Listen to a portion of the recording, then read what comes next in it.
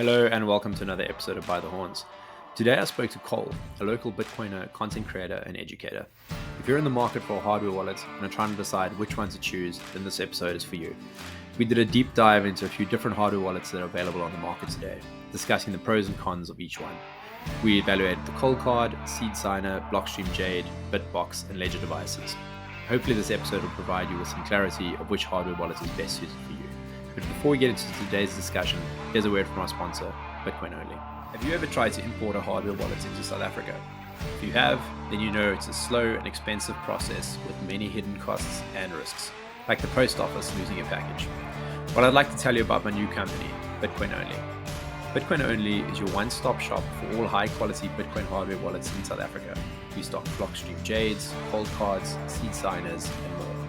We also offer Bitcoin consultations if you need any advice on your self-custody solution, or would like to set up a Bitcoin will so that your family can get hold of your Bitcoin if something unexpected happens to you. Head over to bitcoinonly.io and apply the code BTC at checkout to get a discount on your next purchase. That's bitcoinonly.io, Bitcoin for the sovereign individual. Cape Town is getting its first Bitcoin conference. From the 26th to the 28th of January 2024, the Adopting Bitcoin Cape Town conference is taking place at the Cape Town International Convention Center. The theme for this conference is one that I think is extremely interesting, and it's all about parallel institutions and Bitcoin. Now, most South Africans know about the likes of the AfriForum, Sakeliga, the IRR, and Solidariteit. These are parallel institutions that for the past few decades have been filling the vacuum left by government incompetence. Bitcoiners are building the parallel institution of money, so this conference aims to bring these two groups together to discuss ideas and learn from each other. No parallel institution can function without the ability to transact, and Bitcoin can't function without motivated individuals building the foundations of the new parallel economy. This makes these two groups natural allies. If you want to be part of what is going to be an extremely interesting conference taking place in the most beautiful city on earth, grab yourself a ticket today. There's only going to be 350 of them, so get one before they're gone. Click the link in the description to get yourself a ticket and be part of history being made. That's Adopting Bitcoin Cape Town from the 26th to the 28th of January 2024. See you there.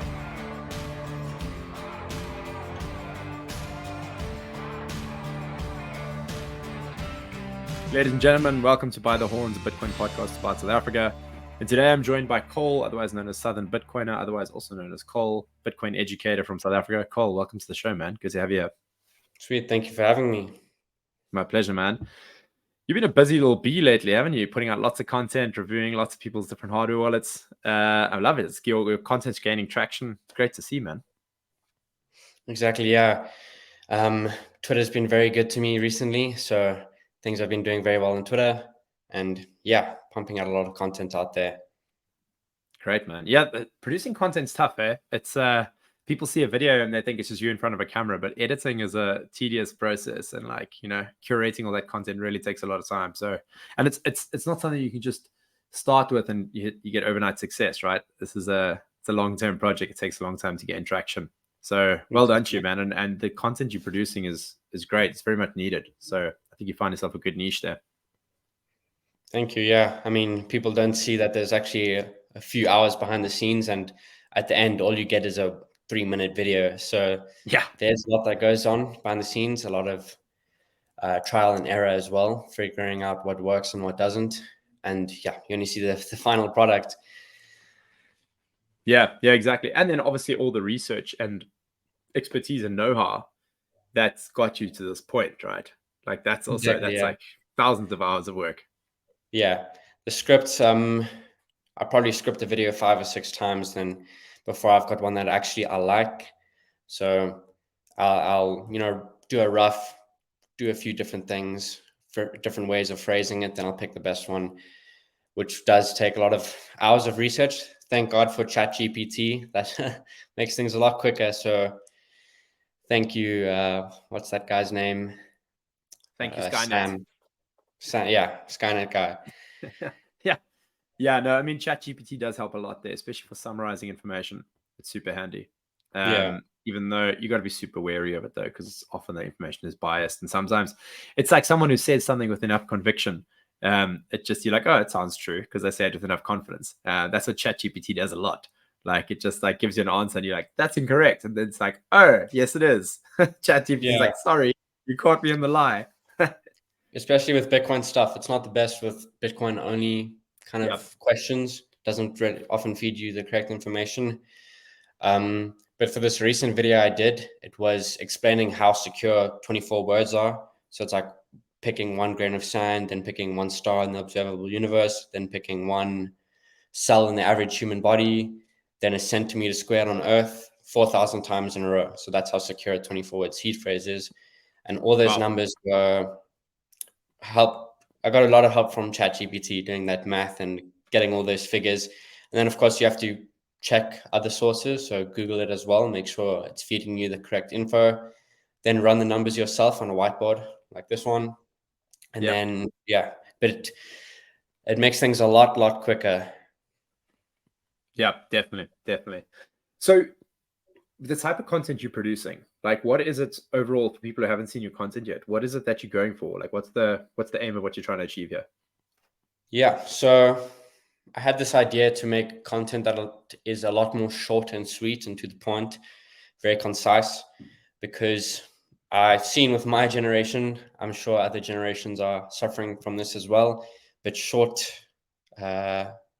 what's it? Man, the word has slipped my mind, where you can't focus for long. Short-term focus or something. I've forgotten the like word. It slipped my mind. ADD. Yeah.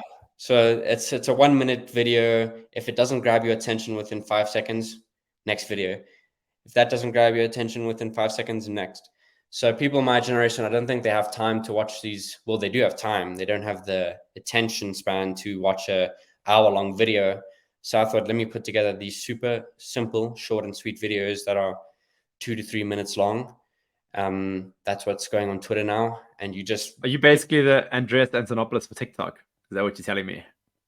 I don't actually put anything on TikTok. I don't have one, but for Twitter, yeah. And also the hardware videos. I mean, if there's a hardware wallet video, you'd rather watch the 15-minute one than the hour-long one. Yeah, definitely.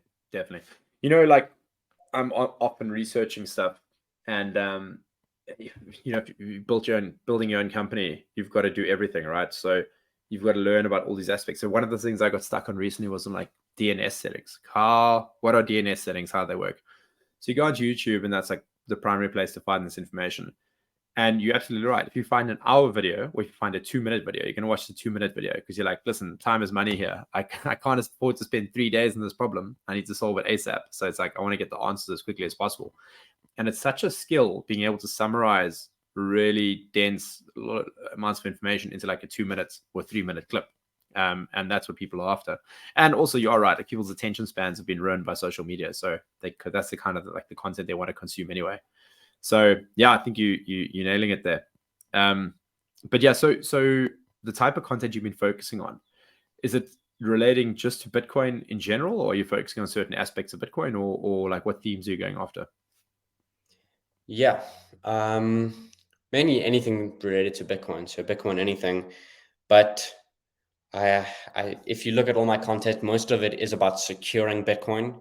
So hardware wallets, how secure is 24 words, how do hardware wallets work, how to verify Sparrow wallet, things like that. So I think I've focused on security, but in the future that will probably change. I'm going to broaden it up and speak about a lot more different things. Yeah, and that's a great segue into what we're going to discuss today. So I got you on here because I want to talk about hardware wallets, and specifically why should people use hardware wallets? What are hardware wallets? What types of hardware wallets should people be looking at? What are the good ones? What are the shit ones? And what are the expensive ones? And what are the ones that are good value for money? So I think a good starting point is why would you use a hardware wallet over just a software wallet on your phone or on your PC? Yeah, so there are two types of wallets. There's a hot wallet and a cold wallet, or a software wallet and a hardware wallet. And a software wallet is on your phone or on your computer.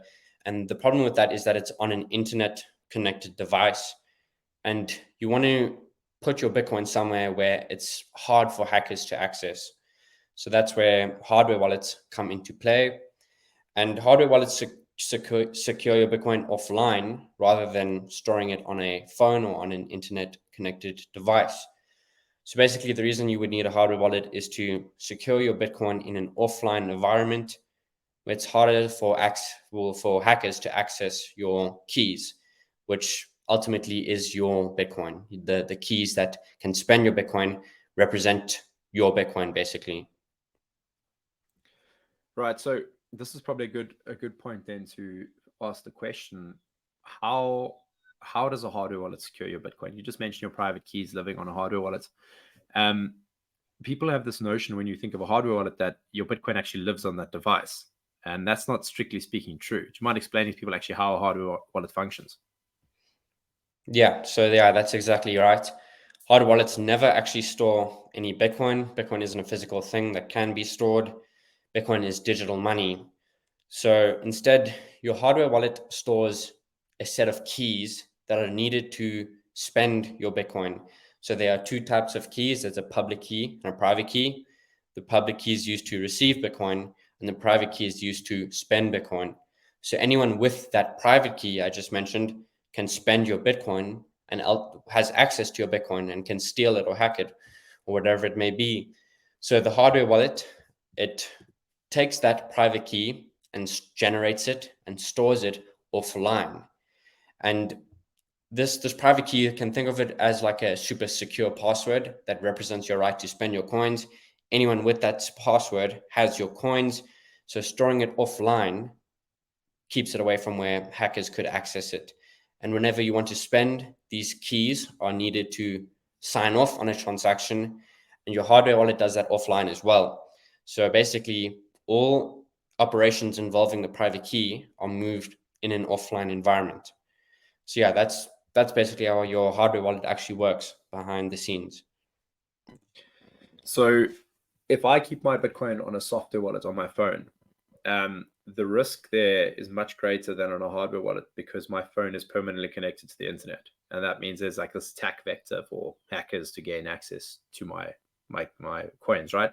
Because my private keys are effectively kept on that app on my phone, and that has access to the internet, and there's a way for them to get in, right? Yeah.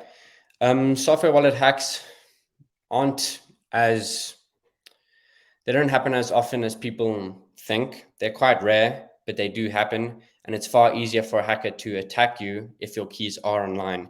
So, yeah, because they're online, it's easier for an attacker to gain access to that. And they're stored offline, stored online.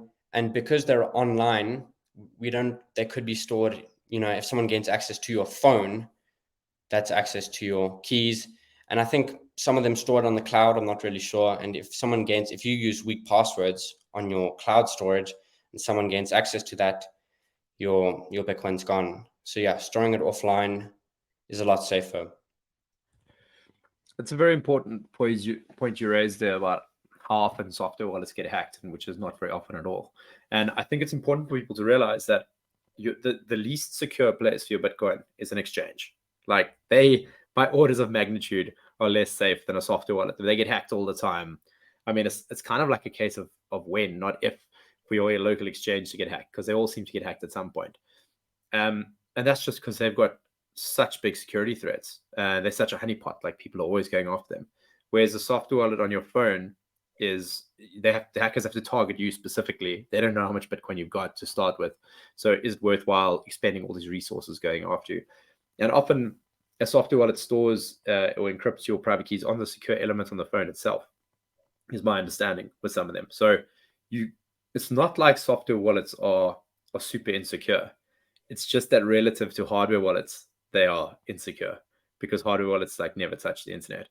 But so I think if there's any takeaway for anyone from this discussion is that like get your coins off the exchange. Like that's a nightmare waiting to happen. And if you get them onto a software wallet or if you get them onto a hardware wallet, that's already like a massive improvement versus just being on an exchange. But all that being said, hardware wallets are obviously far more secure because they never touch the internet, but not all hardware wallets are created equal, right? Like they're not just all the same thing.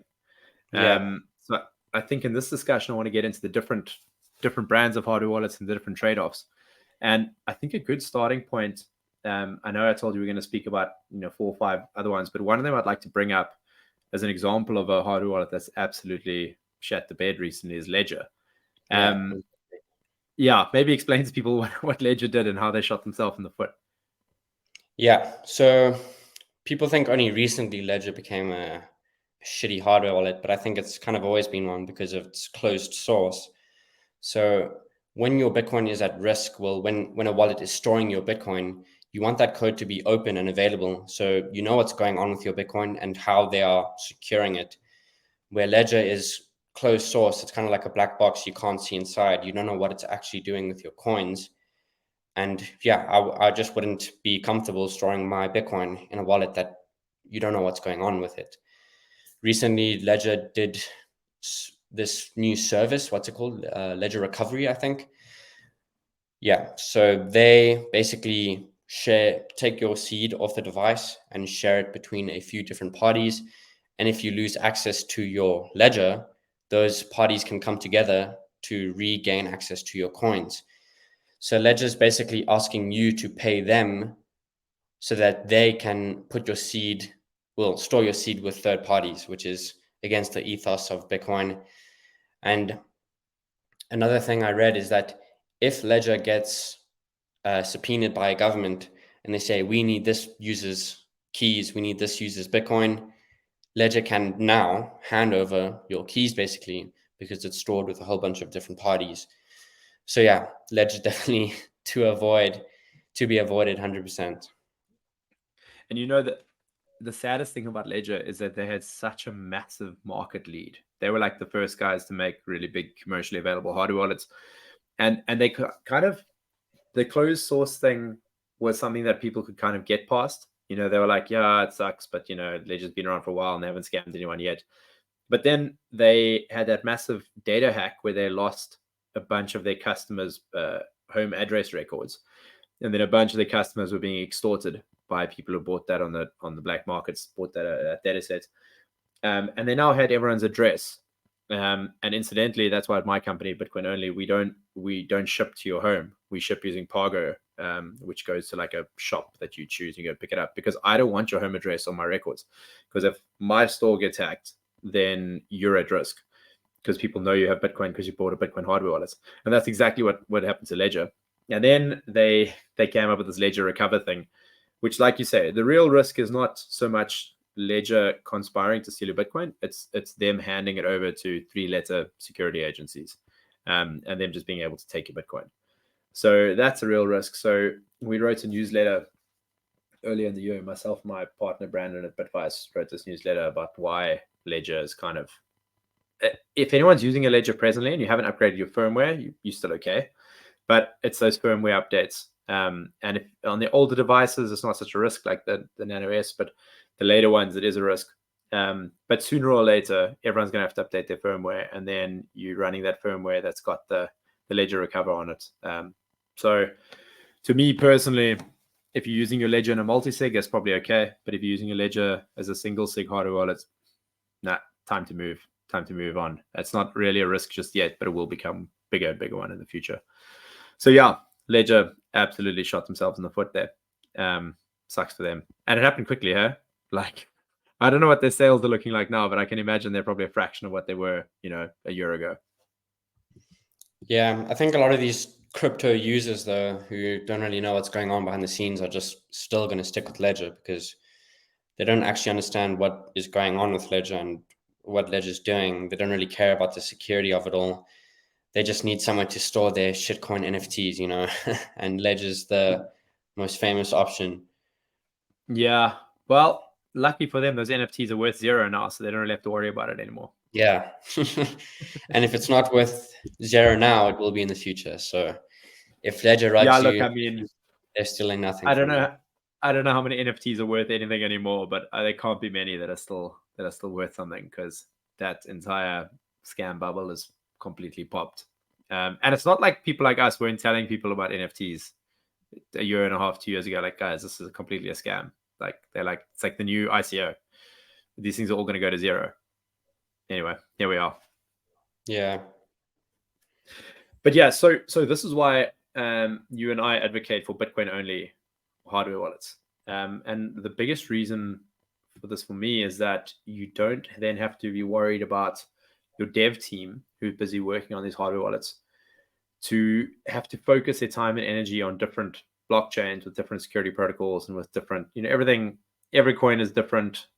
Well, not every coin. Some of them are complete copies of each other, but most of them are different, and they have different rules running them, and therefore the devs need to dedicate more time to those coins. So if your hardware wallet is supporting 1,000 coins, the devs in the background have to split their time between those. So you're not going to get the best security outcomes. Whereas if you're getting a wallet that's Bitcoin only, you can be assured that the devs working on that are focusing all their time and effort on securing Bitcoin alone. And then you get a more secure wallet. And the other reason for going Bitcoin only is that you end up with people who value Bitcoin's ethos, running the companies there and making design decisions based on that alone. So you don't end up with shitcoin ethics, ways and means to hand over your private keys to the 3-letter security agencies, for example. So yeah, and that's why I want to discuss Bitcoin only wallets on this podcast with you. And I think let's start with what I perceive to be the big boss at the moment, the most secure one, also one of the most expensive, but the cold card. What's your take on the cold card? Yeah, I think the cold card is a very solid wallet. It feels very ultra secure. They've done a great job. Fully air gapped. Now with a Mark IV, they've got dual vendor secure elements, so you don't need to trust one secure element. There's actually 3 chips involved, the 2 secure elements and then the 1 MCU. So yeah, cold card's a proper device. There's pros and cons to everything, of course. And I think the con with cold card is that they are no longer open source, free and open source. Now they are source viewable. So you can still see the code that is running on your cold card, but other companies can't copy it and use it, basically. And that disincentivizes people to look at this code because you can't really do anything with it. If a company has fully open source code, other developers can use that code, which is a great incentive to, take a look at it and see how you can use it yourself if you're a business. So there's a lot more eyes on free and open source code. And because cold card has made theirs only source viewable, I think that's quite one of the downsides of cold card. So within the Bitcoin community, I would assume that there's a bunch of people now calling the cold card team shitcoiners, etc., because it's no longer open source, the code base. So you can view it, like you say, but you can't compile it and run it. And I would imagine they made that decision because they want to protect their IP to a degree that they can produce their cold card and sell them at the price they sell them at, and that someone else can't produce a similar device and undercut them. I'd imagine that's probably what's going on. Because cold card, they do a lot of their, I don't know if they do all of their manufacturing, but maybe the assembly and their team sits in Canada, where obviously they've got high cost of labor, high cost of living, etc., etc. Whereas if someone in China, started producing fold cards, for example, then it'll be, a lot cheaper for them to do. So I understand why they've gone that route, but obviously now the downside is, like you say, is that you have less eyes on the code because there's less people actually trying to implement it commercially. So it is a double-edged sword. The other thing about cold card though is the price. I mean, I retail a cold card Mark for 5,100 Rand, and the margins on that are thin because I just can't really charge more than that for it because people aren't going to buy it. Like, not in South Africa. They're just really expensive. And that is because shipping and taxes and import duties and all that stuff adds up, obviously. So that is a downside to them. But if you are securing a large amount of Bitcoin, or you're securing Bitcoin that's grown in value, then 5,000 Rand on your security might not be a big deal, if you support it. Yeah. So that's a personal decision to make. But I would say that they probably are the most secure out of the wallets thus far. But yeah, like you said, open source thing. Cool. How do you find the user experience on a cold card compared to some of the other ones though? Yeah. So I will agree with you there. Cold card is one of the pricier ones, but probably one of the most secure that's out there, with the downside being it's source viewable. The usability, I think if you really want to use the cold card to its full capabilities, if you want to use it to it's full. Using all the security measures, it isn't the easiest to use. Of course, with the air gap, it's best used with a wallet like Sparrow, which in itself is quite complicated for new users. Air gap SD operation, signing offline, then moving the signed transaction back online. It's not the easiest, but Coldcard does allow you to plug in the device and use it non-air gapped, I believe. I don't really know because I've never used it like that. I only use it air gapped. It kind of defeats the point. Like, why would you spend so much money and then not use it air gapped? Yeah, exactly. Yeah. But no, they do allow you. Sorry. No, they do allow you to use it in non-air gap mode. That plugin, Yeah. Then, like you said, it defeats the 5,100 rand price point. So for newer users, I think it definitely is quite hard to use. It's not the most usable device if you want to use it like you should use it. Yeah. So this is the thing. Like, maybe we should just explain air gap mode before we get into detail about why you should use it. But yeah, do you mind just telling people what air gapped is? Yeah. So basically, the Coldcard, like I mentioned earlier, how hardware wallets work is it generates a private and a public key. And the public key is used to receive Bitcoin, and that can be put online because you can't spend Bitcoin with the public key. No one can steal your coins if they have that. So the public key is put online, and you use that to receive Bitcoin. So let's say I receive 1 Bitcoin. It's quite a lot, but just for example, 1 Bitcoin. And now I need to send it. With Coldcard, you use the public key to build that transaction. Then basically on your computer, you're saying, I want to spend this Bitcoin, send it to this person. Then you take that transaction in a file, a .psbt file, and you put it on an SD card. So here's my SD card.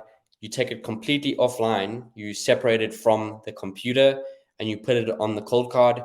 And then Coldcard takes your private key and signs that transaction completely offline. Now, the reason it's air gapped is because the Coldcard is never plugged in to the device like a Ledger or a Trezor would be. Never plugged in. Everything is air gapped. So there's air, between the two devices. There's no cables or nothing has to be plugged in. So the SD card, you plug it in the Coldcard, it signs it offline, no strings attached. Then you pull out the SD card and put it back on the computer. And now that SD card has the signed transaction. So you can now broadcast the signed transaction that's sitting on the SD card. And yeah, that is where you can now send the Bitcoin because it's being delivered to the Bitcoin network, basically. Right. So in a nutshell, air gap means that you can sign a transaction, that creating a transaction and signing transaction are like separated by a gap of air. They're not done on the same device. So you create the transaction on a wallet in your computer. You then save it to SD card, put it in your Coldcard, sign it, take the SD card out, back in your computer, broadcast it to the internet, transaction done. So there's various permutations around air gapped. So with Coldcard, they started out. I think they're the first guys to implement this properly. I might be wrong, but in the earlier designs, I think they were the first guys to do it using the SD card. But now there's different methods of doing that, using QR codes, for example, and the new Mark IV Coldcard, is a SeedSigner. The new Mark IV Coldcard actually has NFC on it, so you can tap it onto a device. So let's say you've got a wallet on your phone, you've got a watch-only wallet, and that's where you create the transactions, broadcast to the internet. You create it there, and then through NFC, which your phone has got, near-field communication, you can tap it onto your Coldcard and actually broadcast the signed transaction that way. While the PSBT to the Coldcard, sign it, tap it back again, send the signed transaction, then broadcast it that way. So the usability on air gap is getting much better. In the last few years, I've seen it get a lot better. But that being said, once you're familiar with the SD card process on the Mark III Coldcard, for example, which is the one I've got, it's super easy. Once you've done it once, it's really easy to do. And it just gives you great peace of mind, And what I love about the team at Coldcard over at CoinKite is these guys take this stuff seriously. Like the cold power adapter, for example. Like you can run your your cold card off a 9-volt, one of those rectangular 9-volt batteries. I know you and I have both got the cold power adapters. And it's a little adapter they've built that plugs onto the top of a 9-volt battery. And then using a power-only cable that cold card manufactures as well, so no data can travel, it powers the device. You know that this thing is not, there's no ways this thing is generating or passing on information that shouldn't be passed on. So yeah, this is what I love about the cold card. But that being said, you just showed the SeedSigner. Let's move on to the SeedSigner. Do you mind giving us a bit of an overview of what that is? Yeah. So the reason I showed the SeedSigner when you were talking about different ways to air gap is that the SeedSigner uses QR codes rather than an SD card to communicate information. So your SeedSigner has a little camera at the back, and it's got a little screen that can display QRs. And basically, SeedSigner communicates info through QR code. It signs offline, and then your signed transaction is again in the form of QR code. So that's a different approach to air gap. And what the SeedSigner actually is it's hardware you buy yourself. So this screen is just bought from a local computer store, the camera as well, and then there's a Raspberry Pi board inside. This is all bought from local computer stores here in South Africa. I didn't have to buy this from any hardware wallet manufacturer like Coldcard or Blockstream Jade or whatever it may be. So I view SeedSigner as a truly sovereign signing device or a hardware wallet, whatever word you want to give to it, because you do everything yourself. You know, there's no trust involved here. So a fully sovereign signing device, and the people at SeedSigner are really passionate about this as well. They've put a lot of effort into this. The guy was the SeedSigner guy. What was it? Forensics. He was in forensics, so he knows a lot about these different secure elements and how the 3-letter agencies can gain access to your coins and other things like that. So he wanted to make a device that didn't store any seed phrases. So the SeedSigner creates a seed, and then as soon as you cut the power on your SeedSigner, it wipes the seed clean. There's no seed saved on this device. And yeah, that's what's cool about SeedSigner. It's stateless. It's truly sovereign. You know, you build this thing yourself. The software that they deliver is fully free and open source, so it can be viewed. But like I mentioned earlier, there's always pros and cons to everything. So the con with the SeedSigner is that the Raspberry Pi board is also kind of like a black box. It's not open source, and it's not built specifically for Bitcoin.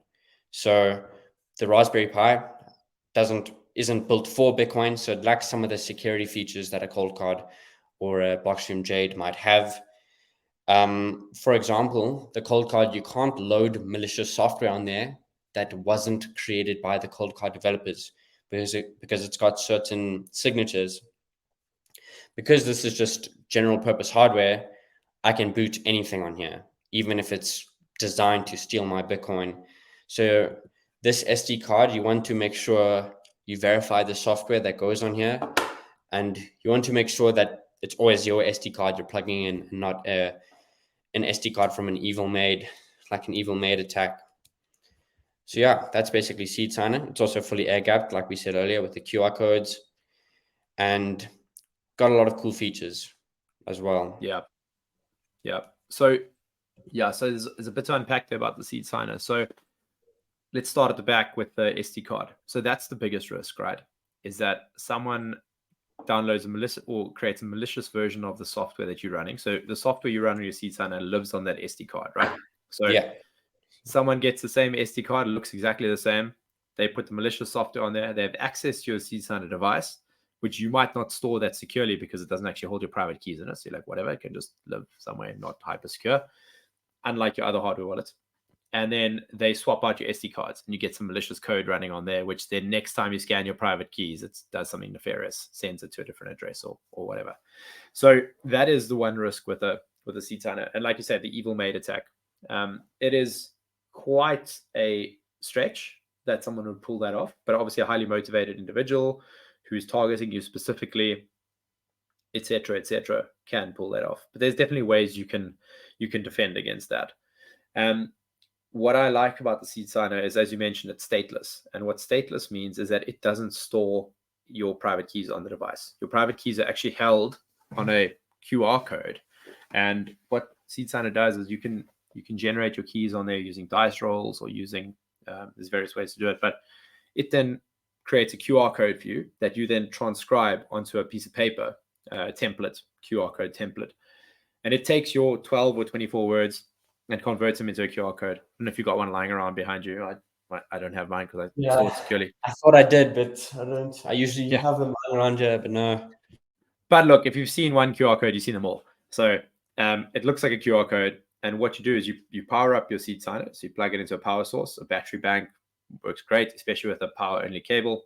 And then you load your private key into the SeedSigner by scanning your QR code. And that QR code is taking your 12 words and converting it into a QR code. Then you scan that, it loads your private keys in, and now your device is ready to sign. So then you can create your transaction on Sparrow, on Blue Wallet, or whatever wallet you're using, generate your partially signed Bitcoin transaction, your PSBT, scan that with your SeedSigner because it's got like a little camera on the back. It then imports that information from the transaction onto your SeedSigner. You can then say, cool, approve this transaction. You can see all the outputs, approve the transaction, and it then generates a QR code on the screen, which you then show back to your phone or your PC or wherever you've got your watch-only wallet living to then broadcast the approved transaction on. So it's stateless, and it uses the fully air-gapped and stateless, which is great. Like you say, the Raspberry Pi Zero issue, that can be a bit of a supply chain issue because a few months back, about a year ago, there was a big Raspberry Pi shortage. So we couldn't get hold of any Pi Zero boards. So we couldn't actually manufacture our own SeedSigners, which was quite annoying. And then you have to buy a different Pi, which has a Wi-Fi board on it, for example, and you have to like get rid of that because you don't want your device being able to connect to Wi-Fi. The other big issue with the SeedSigner, and this might not be an issue for some people, but it is for most normies, is that it's DIY. You got to go and build it yourself. And that's not everyone's cup of tea. But if you people like Cole and I, great. It's a cool thing. I actually got one as a wedding gift. Shout out to my boy who gave me one as a wedding gift, my wife and I. Great wedding gift. So yeah, very, very cool. Got us a kit and we just put it together. The other thing that I don't like about the SeedSigner is it doesn't come with it doesn't come with the designs don't have a battery included. So you got to plug it into a power supply, same as the cold card. That's quite annoying. So you have to have like a separate power supply for the thing, or you have to plug it into your computer, which is often how you're doing it. If you're using Sparrow, which then creates security risks if you don't have a power only cable. So you use because everyone's got those like old school USB cables lying around for the old phones, old Samsung devices. But that's a data and power cable. And then, if your computer's got malicious software on it, which you have to assume it does, you could run into issues there. So yeah, and there's I mentioned there's no secure elements on here as well, or anything to make sure that your seed can't be extracted if it's loaded. So plugging it into the computer, I think this device specifically, you should avoid plugging it into the computer. 100%.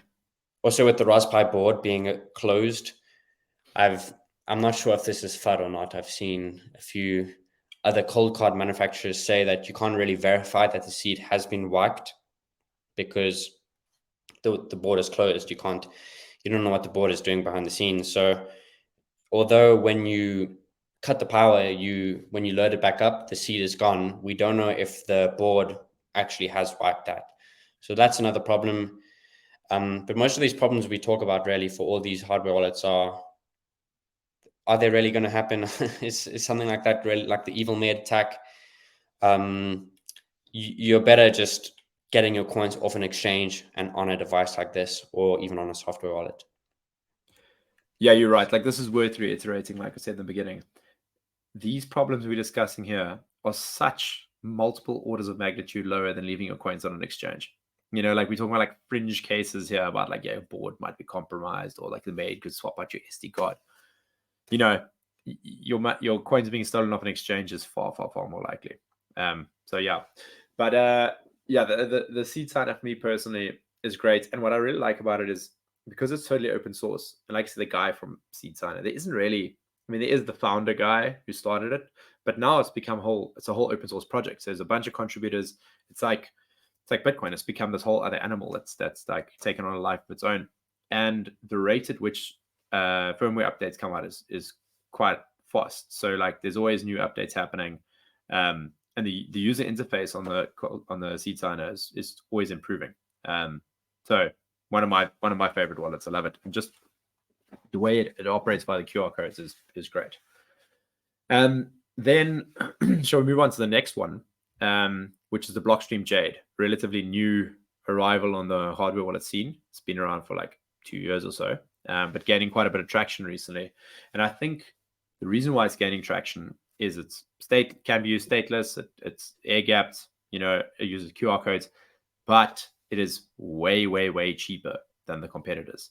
Specifically, even cheaper than the SeedSigner, which is built from like components you can find, at your local hardware store. So even once you've imported it and bought it from a retailer like Bitcoin only, it's still cheaper, which is a very compelling, it's very compelling for most people that it's so affordable.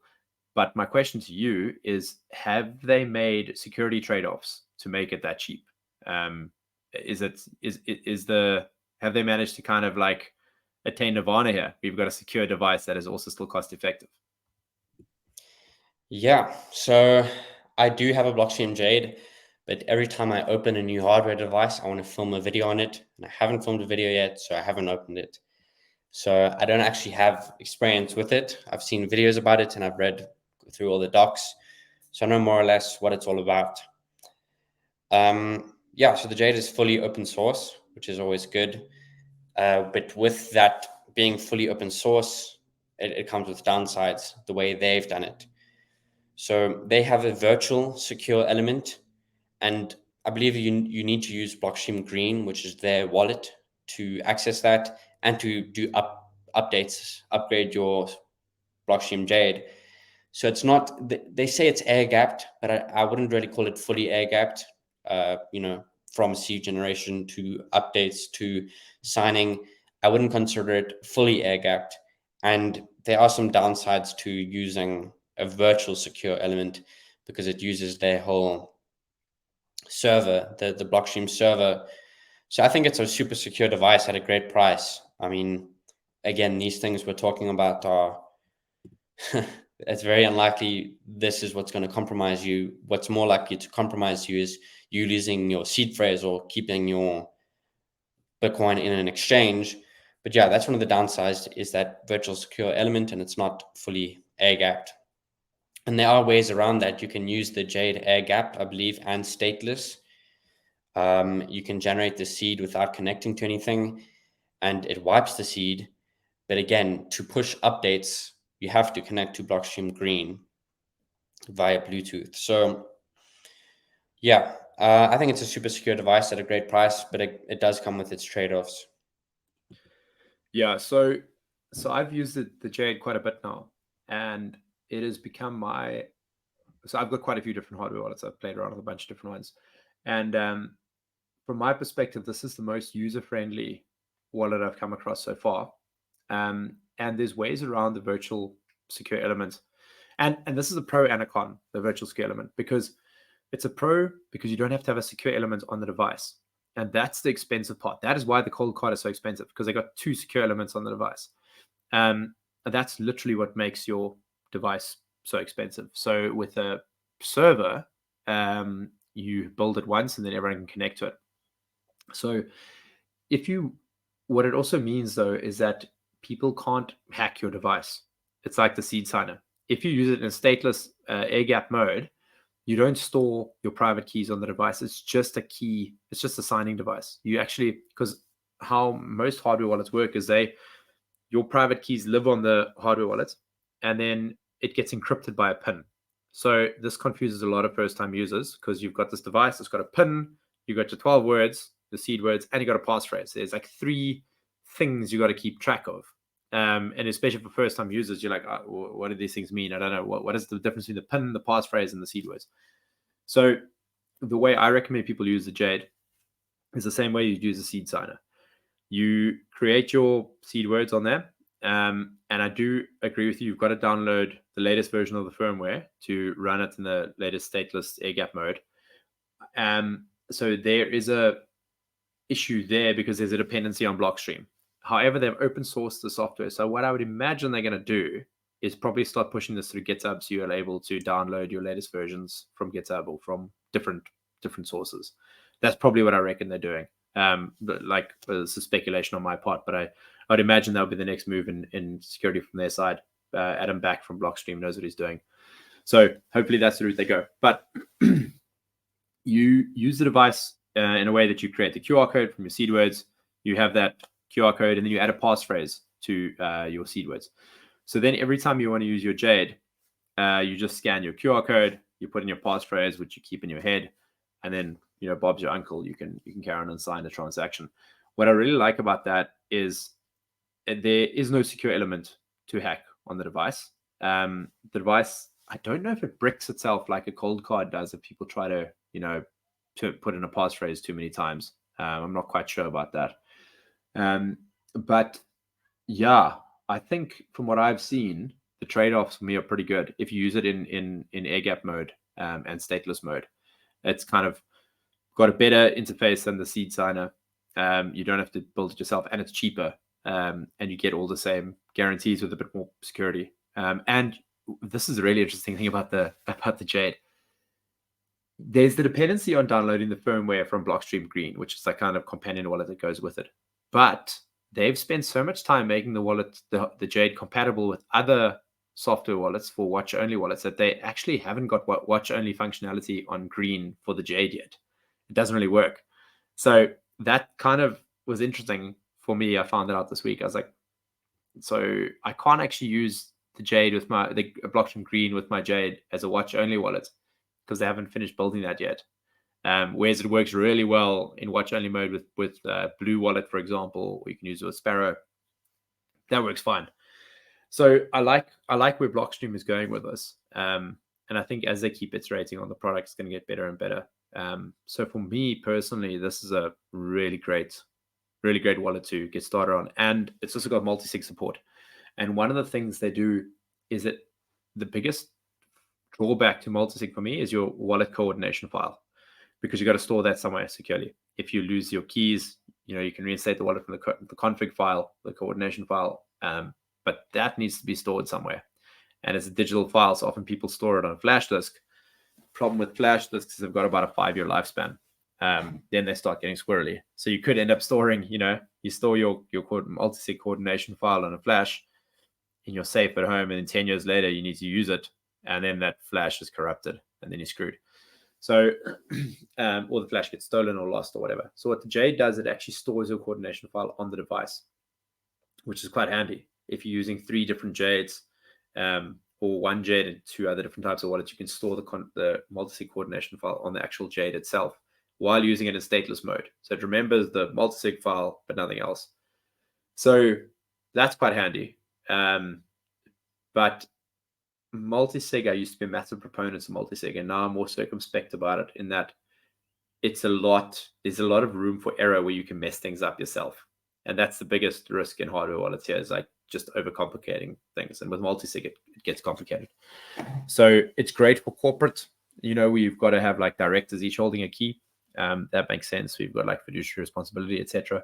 But for your average Joe, I actually have come back around to thinking that a single sig with a passphrase is just a better option, because there's less way for you to stuff it up. But yeah, I don't know. We're kind of getting off track here. With this discussion isn't really meant to be about multi-sig. But yeah, from my perspective, Jade, great wallet, works pretty well, and is very affordable. Yeah. One thing also I forgot to mention is because there's no secure element, that's what allows them to fully open source the device.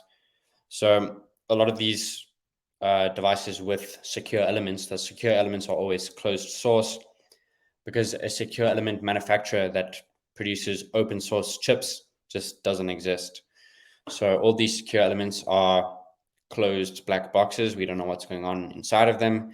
And that's why companies like Coldcard have done this dual architecture where there's 2 secure elements from different vendors. So it's dual vendor chips. And that's one of the ways we hedge against that risk of one of them being backdoored. So no secure element means it can be fully open source. There's not a single thing in there that is closed, which is great from Blockstream. Yeah. No, they've done well. They really have done well. Okay, and then the next one I want to talk about is the BitBox. So BitBox is made by Shift Crypto, right? They're based out of Switzerland. Yeah. Do you want to tell us a bit more about that? Yeah. So BitBox isn't that well known compared to the other wallets like Coldcard.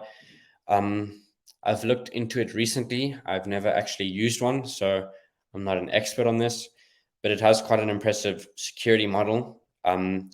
They pioneered that dual chip architecture I was just talking about. So they have a secure element that stores your seed encrypted, and it needs a few things to unlock that seed. So yeah, they pioneered that dual chip technology, and three secrets needed to access that. And for a thief to gain access to the wallet, they need a random secret that's on that secure chip. Then they need a random secret in the MCU, in the microcontroller, and then your PIN as well. So it's got quite an impressive security model. It's fully open source except for the secure element chip. Like I mentioned earlier, all of these secure elements are closed source, and it uses it in a trustless way, similar to how Coldcard does it. And again, there's no pros without cons. The con with this device is that you actually plug it in. You can't use it air gapped. It's plugged right into the computer, and there's no SD operation like with Coldcard or QR signing offline. It's plugged in directly, and that is the downside of the BitBox.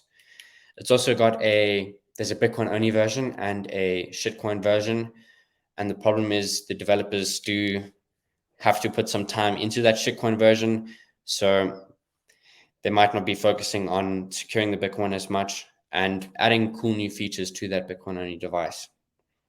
So yeah, that is the BitBox.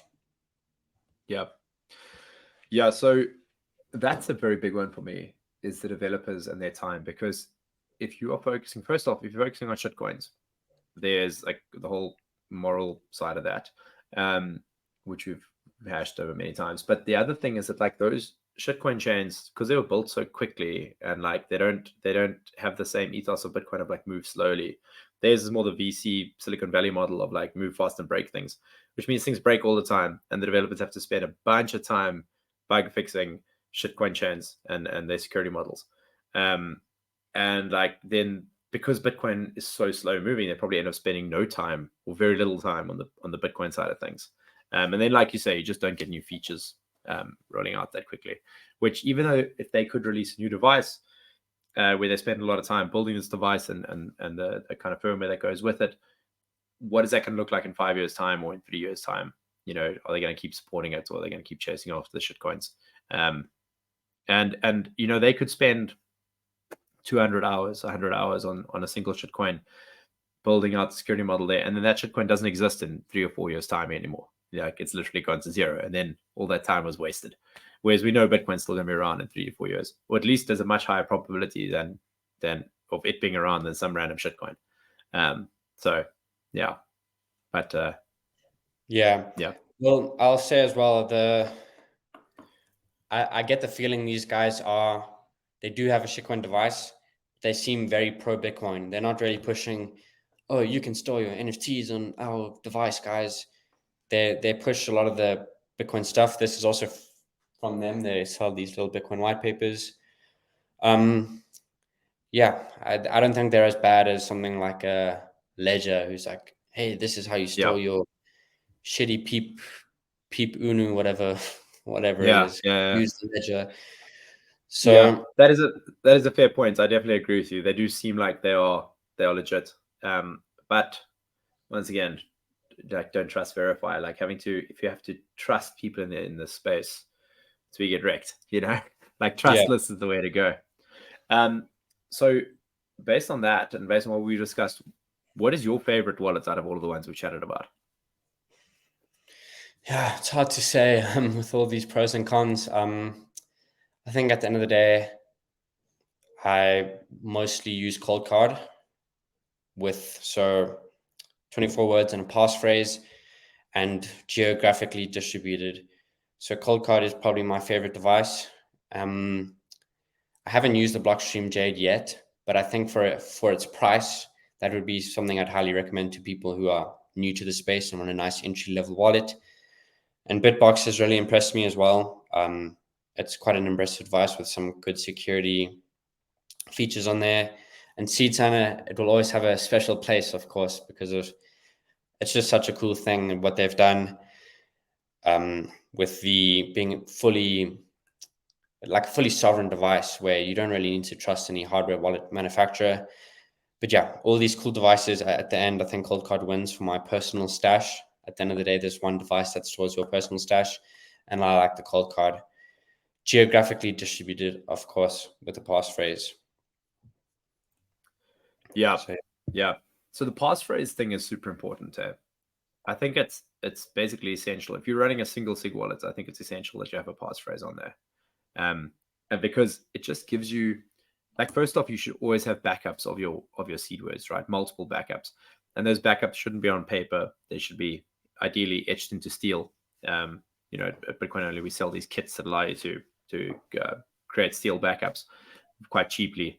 But those backups, if they get found, if someone finds those 12 words and you don't have a passphrase, they can just steal your Bitcoin, right? And so this is why passphrase is so important, because you can just then not have to worry about your seed words being found by someone, because you've got an additional layer of security on top there. How do you what would you recommend to people about how they secure their backups? I like steel as well. So my favorite method is 24 or 12 words plus a passphrase. Multi-sig, I think there's a few ways you can shoot yourself in the foot, and it's a bit unnecessary for most people. I mean, if you've got $1,000 in Bitcoin and you're storing on multi-sig, it's not a good idea, really. I like steel as well. Steel plate for your first 12 or 24 words, then your extra passphrase in a steel plate as well, in a different place, of course. So if you can preferably put it somewhere where if an attacker comes to your house, they can't access both keys. So for example, if someone comes to my house, they can't unlock everything because not all the keys are here. So that's how I recommend, and both aren't steel. So yeah. Yeah, so if anyone wondering how to do the steel backup, so this little bad boy over here, this is also an open source project called Blockstream, and this is basically like a plastic jig that you 3D print. Well, you don't have to 3D print. You can buy these online from Bitcoin Only or Max over at Electric Eel. This sells them. He actually prints them for us.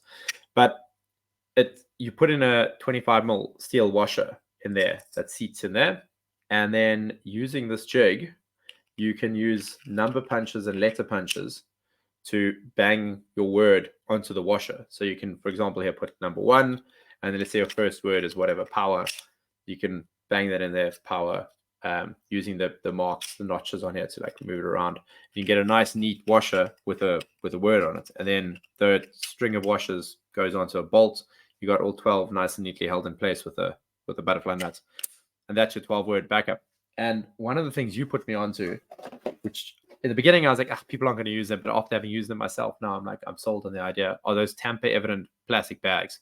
So you put your backups inside a plastic bag that shows when it's been opened, so you can see if someone's actually found your seed words and had a squiz at them, which just gives you, that, okay, these things have been compromised. Even though I've got a passphrase protecting it, you can then move your Bitcoin onto a whole new seed, and it just gives you another layer of additional security. It's also great if you need to distribute those. So I set up a corporate client the other day with their Bitcoin security solution for their company, and we had to distribute keys amongst directors.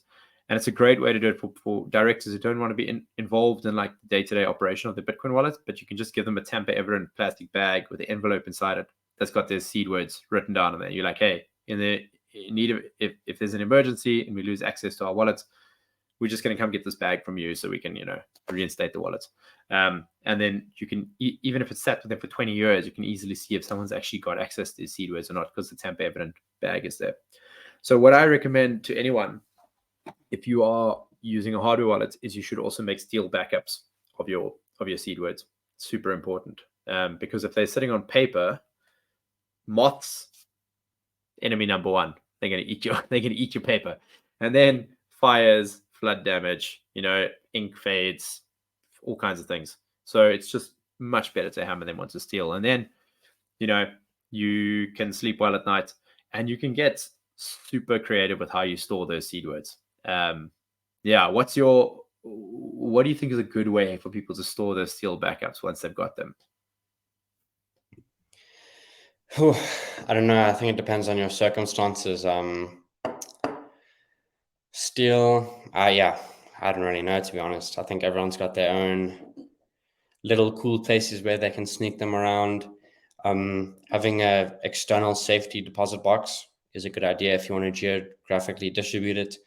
But for storing it, yeah, I think it's really up to you. Just be creative, look around your house, think, where would no one look for this, and where would no one find this, and chuck it there in steel in a tamper evident bag. So if somebody does find that, you'll know. And another good tip is if it's in steel in a tamper evident bag, wrap it in something where they can't see it. So with your washes, you can't see it just by observing it, like from you can't see it like this. But if you've got a plate where you've punched your words in, maybe wrap it in, I don't know, toilet paper or something, then put it in the tamper evident bag. So if someone put it in an envelope. Yeah, exactly. Maybe not toilet paper. But yes. I've just got a box of tissues here, so I'm looking at that, thinking wrap it in that. Yeah, so that if someone does get your tamper evident bag, they don't have to open it to see your words. Exactly. Just make sure it's wrapped up so that they can't do that. Exactly.